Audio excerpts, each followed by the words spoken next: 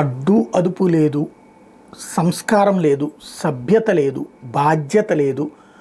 ప్రధానమంత్రి కావాలనుకునే వాళ్ళు ఒకళ్ళు, పార్టీని నడిపించే వాళ్ళు ఒకళ్ళు. ఇద్దరూ చట్టసభల సాక్షిగా నిన్న చేసిన ప్రసంగంలో రాహుల్ గాంధీ కానీ మల్లికార్జున్ ఖర్గే కానీ నీచాతి నీచమైనటువంటి మాటలు. అందులో నెంబర్ 1, వేలాది మంది చనిపోయారు కుంభమేళాలో అంటూ మల్లికార్జున్ ఖర్గే చేసినటువంటి వ్యాఖ్యలు.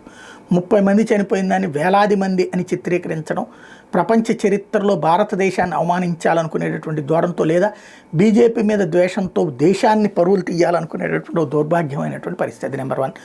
ఇకపోతే ఒక సహజ సిద్ధంగా ఒక దేశానికి సంబంధించి ఏమైనా ప్రమాణ స్వీకారాలకు పిలిచినప్పుడు మనం విదేశాంగ శాఖ మంత్రి లేకపోతే అధికార ఎవరో ఒకళ్ళని పంపిస్తుంటాం. అందులో భాగంగా జయశంకర్ ట్రంప్ ప్రమాణ స్వీకారానికి వెళ్తే దాన్ని అమానవీయంగా నీచాతి నీచంగా మోడీని పిలిపించుకోవడం కోసం అని చెప్పేసి జయశంకర్ని పంపించారు అక్కడికి. అంటే ఏం చేయాలి? ప్రమాణ స్వీకారానికి వెళ్ళకూడదా మన తరపున? ఇంకోటి, ట్రంప్ ఏం మాట్లాడతాడో తెలియదా? విదేశాంగ విధానం మీద మాట్లాడేటప్పుడు కొంచెం సభ్యత ఉండాలి, సంస్కారం ఉండాలి. అట్లాగే చైనా అద్భుతమైన అభివృద్ధి చెందేసింది. వీళ్ళ పార్టీ అధికారంలో ఉన్నప్పటి నుంచినే కదా చైనా అనేటటువంటిది ఎదిగింది.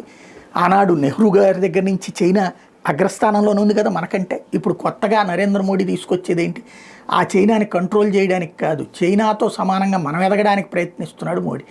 చేతనైతే తోడుండు, లేకపోతే చైనాని మెచ్చుకుంటూ కూర్చుంటానికి చైనా బానిసత్వం చేస్తున్నామా లేకపోతే చైనాకు అమ్ముడు పోయామా అన్నది ఆలోచించుకోవాల్సింది రాహుల్ గాంధీ.